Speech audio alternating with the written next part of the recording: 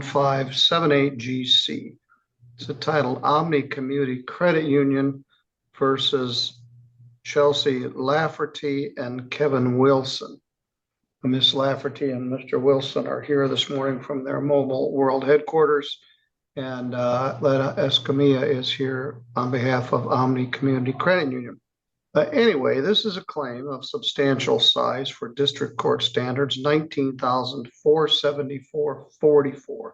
This matter was set for a while ago, but Ms. Escamilla was ill, and so we reset the matter for this morning. This is set for a motion for summary disposition. Ms. Lafferty and Mr. Wilson, you probably don't know what that means, but the plaintiff did file the motion, that they filed a brief in support of it. Essentially, what it means is that there's no dispute. A motion for summary disposition, as it was filed here, the plaintiff alleges that there is no material issue of fact that the debt is due and owing, and you haven't stated a valid defense. Now, they filed this claim, it was served on you, and you filed a very brief statement, which we accepted as an answer. Response: we never purchased a truck from Royal RV. We test drove a truck from there, but it turned out to be a flood truck. So is it your contention that you never signed a loan with Omni Credit Union? There are certainly a lot of documentation. Now, you did object to the adjournment, and you also asked that the matter be dismissed. But Ms. Escamilla has a long history with this court of credibility, and she was sick, like flu sick. And so the matter was adjourned, and there's no reason to object. It just is what it was. So Ms. Escamilla, their contention somehow is that they didn't purchase a vehicle from Royal RV. You have filed a loan agreement with Omni Credit Union. What can you tell us about this? Yes, Your Honor. So they did file the loan agreement, and my understanding is they also have had another loan with Omni, so it's not something new. And that basically something happened after they purchased the truck. But again, you know, their deal, we just provide the funds, or Omni provides the funds. They don't have anything to do with the actual dealings between the dealership and Wilson's. So they did sign it under, you know, the Michigan court rule I cited, that they didn't deny and file an affidavit that it wasn't their handwriting. So pursuant to that, it should be under the court rules prima facie evidence that they did sign the documents. You know, and we did everything, or Omni did everything they could to lessen the to lower the damages for them. You know, they tried to explain to them that once they purchased it, that they were responsible, but I don't know what happened with the vehicle. It's unfortunate, but our contention is they didn't follow the Michigan court rules and as far as their responses, so everything should be an admission, and they also didn't deny the handwriting on that loan document.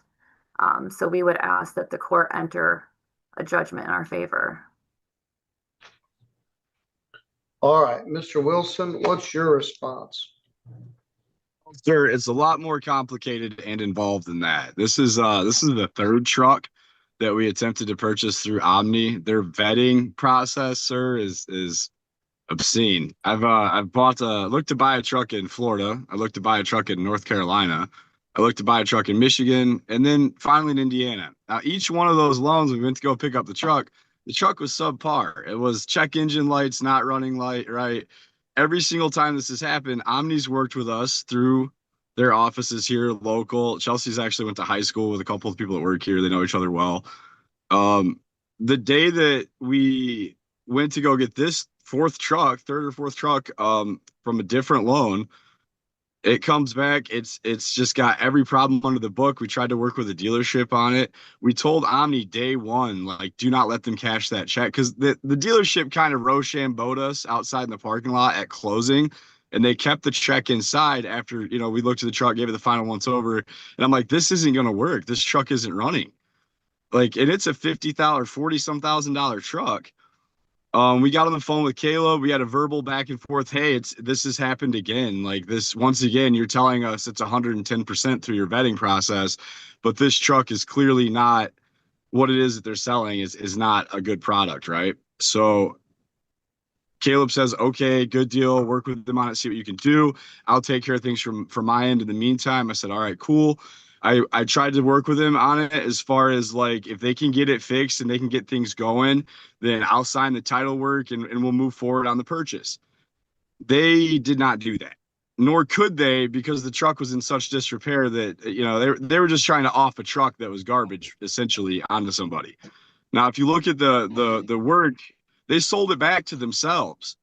They sold it back to themselves for $25,000 after they threatened to impound it from us and all this other stuff. I said, it's not my truck.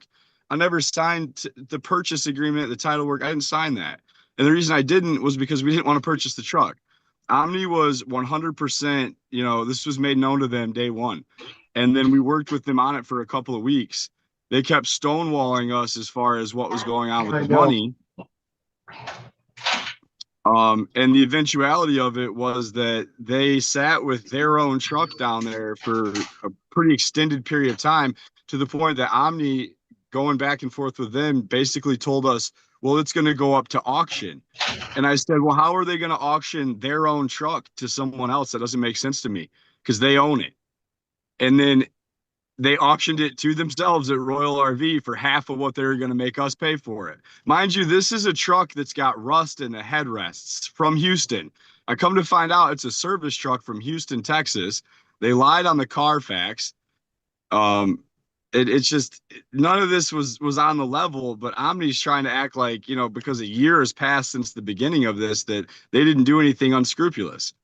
And again, this is the fourth vehicle that we've went to purchase through Omni that we went to pick up. And one of them was a brand new 2024 Dodge Ram out of North Carolina that had and a diesel that had the entire catalytic converter set just ruined in it. Now, luckily, Dodge worked with the situation good. And because, I did buy that truck, straight up purchased it. And then the cats were bad. So then they took it back. They refunded the money. We have a history of this, because I'm not a guy who's going to go out and spend 50 grand on a truck or get myself locked into payments for something that isn't going to work. These vehicles, we use them for my business, which isn't doing great right now as it is. But this entire situation has really kind of put me on my butt this last year, not having a second vehicle, all but being like harassed every time I go into Omni to try to make this truck payment. It's a big embarrassing show in front of people in our small town. They've all but debanked me. They won't cash my checks. And they've acted like I've done something wrong. When this thing was talked about from day one, when that check went through, I said, hey, this is no good. This deal isn't going to work. I told them this is a flood truck. We went back and forth with the dealership on it, tried to work with them like Omni said. In the end, it was an untenable situation, and it just wasn't going to work out because A, they wouldn't fix the truck, and B, the value of the truck wasn't what they were trying to sell it for. The third time we drove it, we never had this truck at our house for more than an hour or two at a time, mind you. We did have it one weekend because we couldn't return it. The very first weekend we got it, we were like, hey, this isn't going to work. And they're like, all right, well, you got to bring it back. I'm like, all right, well, when? And then it was like a Monday thing. It's the only time we even ever had the truck. This was like an extended test drive. So by the time they got it back, it was, well, we're going to impound it if you don't want to come and get it. And then they sold it to themselves for $25,000. That's where we're at with it, Your Honor. I never made a single payment on the loan because I didn't want the loan. I made that abundantly clear. And this is where we're at. I think the record was still on. I've got everybody back now. So let me ask you a question. Where's Omni's $50,000? Is with the dealership that they were supposed to recoup it from. We went back and forth for a week and a half about this money. and the fact that the check was not to be cashed in the first They place. The don't dealer, have an agreement with the dealership. They have an agreement with you. You got yes, hooked sir. up And with some crooked sale and you agreed with the bank to borrow $50,000. no, sir, in And reverse. so, stop. It was in reverse. It's my turn to talk. You borrowed all this money and Omni Credit Union paid it to these people you bought the truck from. So they've got $50,000 of Omni Credit Union's money. Then they repossessed this and sold it. And No, what sir. Omni is suing you for is the difference. They're No, only sir. the lender. This isn't an auto finance where you buy the car there. It's a bank. You went to the credit union as you have in the past and borrowed money to buy a vehicle. On They an auto don't have finance any. loan. Will you stop interrupting me? I'll let Yes, you sir. speak. I let you speak for a long time. Yes, sir. They didn't have anything to do with what kind of truck you bought or who you brought it from. You had a history of borrowing money from them, so they agreed to loan you this money. So you took their money and gave it to this person you got the truck from, which apparently No, was, sir. all right, what happened? They were given a check. They were told not to cash the check. They agreed not to cash the check until terms were sorted out with the truck. Who's they? The dealership and Omni as well, and the dealership. Oh, no, you don't. Everything was put When on you get a hold. check, it's a negotiable instrument. Yes, You sir, don't not buy money. a truck and say, hey, don't cash this check. Once Well, we Omni didn't. gives you the check, they lose control of it. No, they can decide whether or not to allow the dealership to cash it, and they had the opportunity to not let them cash it. We had the discussion, and that was what was agreed. How is that? How do That's they happened have the, several times, sir. Several different times this has happened with vehicles with them because they do a vettership. They have to vet the vehicle in order to make sure that their purchase is good, because that vehicle is now collateral for the monies. If the collateral doesn't stand against the monies that they've lended, then they won't lend the money. So they're not going to give me 50 what's your grand for a authority vehicle. for that? What's your authority for that? Well, That's just I'm the way sorry, I you don't think it understand the is? question, Steve. No, sir. It's Well, it's do you what we have all the- agreed so upon. the law to say they have the authority to do this, or this is just the way you believe it is? We all agreed upon that, and I've seen that happen before with the situation. So I haven't not been in a situation like this with them before, and the way that they acted before was on the level, honestly, with scruples. This time they did not. They who? Caleb at Omni, and also Christine at Omni, or who I was dealing with. All right, you're putting all this on Omni. Omni didn't have anything to, you selected this truck, found it, asked to borrow this large amount of money to apply to this truck. Now you at one point allege you didn't sign it, but you clearly I did never sign any title work. No, I didn't. I did never sign any title work. They never repossessed the vehicle because it was always in their name. It was always in Royal RV's name. I never owned the vehicle, Your Honor. I never signed title work for the state of Michigan. I did not purchase the vehicle. I don't know about the vehicle. You signed a loan to buy the vehicle. Right, and it's a collateral loan. Yes. All right. Right, and so without sufficient collateral, the monies can't be allocated toward the debt. All right, according to what? According to who? According to fiduciary laws and the FDC, like that's how that works. If you you get a vehicle loan, authority for that? I could, not on the phone, not in front of me, but I could certainly look it up for you. If the bank, so, and here's the other problem is the loan for the truck itself is actually over its end, just like the truck that I'm sitting in now. They've given me more money toward a truck that wasn't worth the value of the truck. This is something that Dana Nessel is dealing with right now on a state level. And Omni has done this to me 3 different times where I didn't know until after the fact. But after the fact, I find out that they're giving loan amounts of money out for vehicles that aren't even worth the amount of money that they're loaning for them. Well, none of this is your fault. You find some fly-by-night somebody to buy this 2019 F-20 Super Duty. You don't do your due diligence. You asked to borrow $41,000. And Sir, I did. I then did my due diligence. Stop. It's Yes, like you've sir. got no responsibility in this. None of this is your fault. You went to Omni and asked to borrow $41,000. Yes, sir, I They did. gave you a check for $41,000, and that money was given to this seller of this truck. So they're Why out don't- $41,000 less what they sold the truck for after it was repossessed. So, Ms. Escamilla, what's your position regarding this?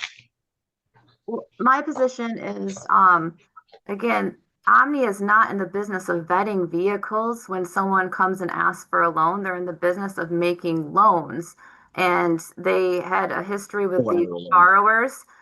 We did submit exhibits to the court as well as to the defendants that show that there is a title in their name, that shows they signed a purchase agreement, that show that they provided a insurance. There's no title in our name. It's a Omni. lie. And so they took out insurance so that they could drive the vehicle off the lot. So I dispute that they're saying that they never purchased the vehicle. I think it's unfortunate what happened to them, but the dispute really should be with the dealership.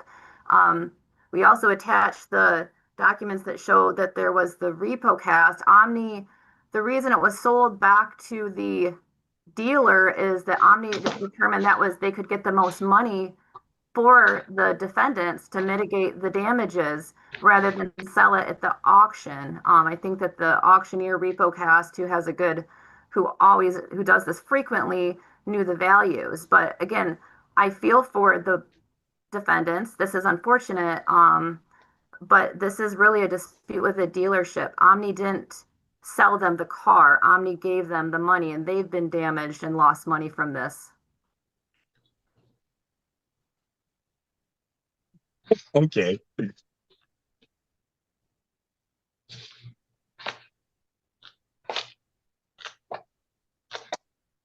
Looking for the title. Yeah, there are two $25,000 checks.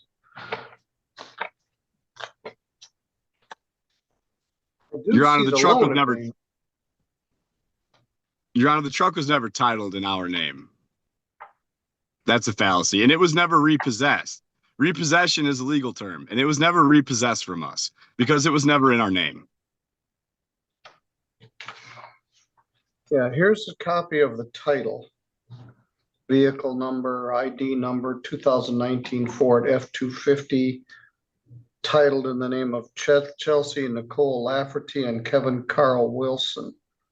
No, sir, I never signed that title. They printed that. That was something they printed. That's nothing we signed. We did not register it in the state of Michigan. We did not purchase the vehicle. And this was all made abundantly clear within the first 3 days of this going on. Yeah, you purchased insurance on this vehicle, and so you have to own it to buy insurance on it. No, sir, you don't. You don't at all. We were told that we had to get insurance in order to test drive the vehicle. We did that. We held an insurance policy with State Farm at the time. That's all there is to it. If it was my vehicle when it took me off the road, I would have filed a claim. I didn't do that because I was told by my insurance company that was not necessary because we didn't own the vehicle. That's hearsay. Okay, I have proof of that. We can talk to the insurance company, but at the end of the day, my name is not on that title, nor would it ever be because it's a flood truck. I never titled that truck, therefore I never owned it. It was never repossessed because it was never in my possession. All right. Ms. Escamilla, what's your take regarding the title? Well, I mean, there's clearly a title that's been filed with the Secretary of State. Our clients don't file the titles. No, there has not. There has not. That is a straight up lie. Mr. Wilson? Yes, you're sir. Very disrespectful. This is a court proceeding. We're not sitting around the kitchen table. She's an attorney. You're not. If there was an attorney here, they wouldn't do what you're doing. And they wouldn't let you do it either. They wouldn't let you blurt things out and call people liars. There is a title in this matter where the vehicle is titled to you. There's proof that the vehicle was insured to you, and there's proof that you and your wife signed a loan agreement to purchase this vehicle.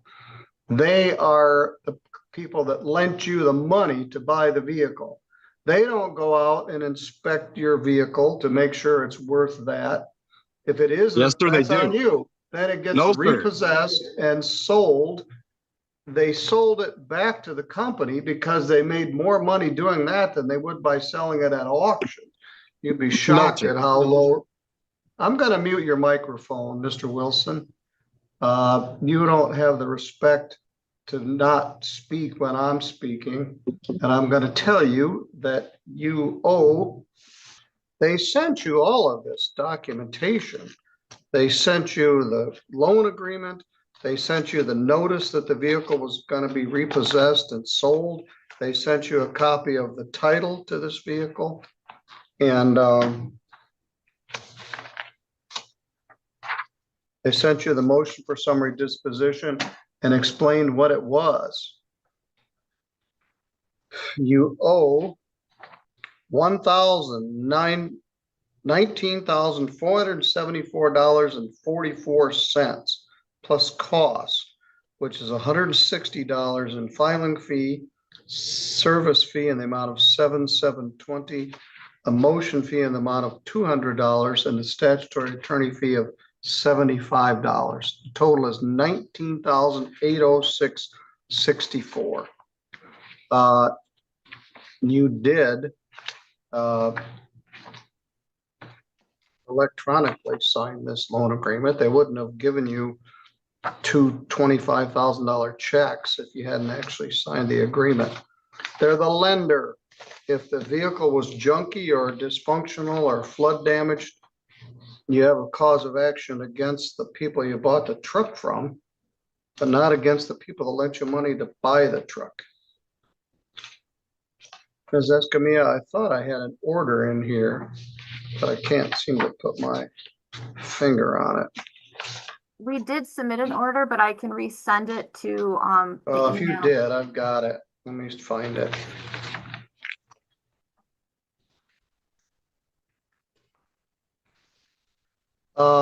Mr. Wilson, I don't have to like this, and you've got some impressions about how things are supposed to work, but they're not correct. You cite authority as though it is authority. She cites the authority, which is actually the authority in her brief. Plus, you didn't respond to the brief. You just wrote me a letter that says, I didn't buy this truck. When clearly you did. You can appeal this, but right now you're paying for a dead horse. A truck you no longer have. You may have a cause of action, as I said, against the company that lent you the money. The court cost and the damages are $19,806.64. They're in the business of doing this. They didn't just wake up one day and decide they were going to do this. She did a very accurate job, just a minute, of providing the brief, the legal authority, the evidence that supports their claim. And you have a two-line answer that says, I didn't buy this truck. So go ahead and unmute your microphone and I'll let you get a final word in here. You can unmute it at your end. Appeal it, and I'll hire an attorney, and we'll see you back here when we come back here. That's the only thing I have to say. All right, thank you. You're good to go. Can you show me that title with my name on it that I signed? She sent it to you. No, she didn't, because it doesn't exist. If that happened, then they forged my signature, because I never signed that title. It never got taken to the state of Michigan. I did not sign that paperwork, and neither did Chelsea. And we have emails to confirm back and forth with Omni, because you can bring that up on your appeal.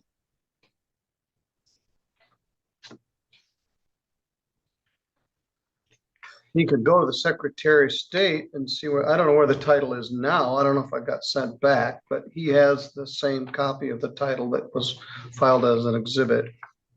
obviously I wouldn't be very happy either. Paying $19,000 for a truck that I no longer have. And maybe this was a bad deal all the way around, but it wasn't Omni Credit Union's bad deal, it was his. So according to him, you guys should just eat the $19,000. At any rate, Ms. Escamilla, I didn't give you a chance to say very much, but you pled this matter well. The pleadings speak for themselves. You've got all the exhibits, affidavits, documentation, the loan agreement. He can appeal the motion and hire a lawyer and see if he can get any traction, but I think my ruling here is accurate. All right, that was not much fun, but my ruling stands. And we'll send a copy of that, and then they can decide what they want to do. But this is a very unpleasant collection case, I suspect. All right, I'll see you next time. Thank you.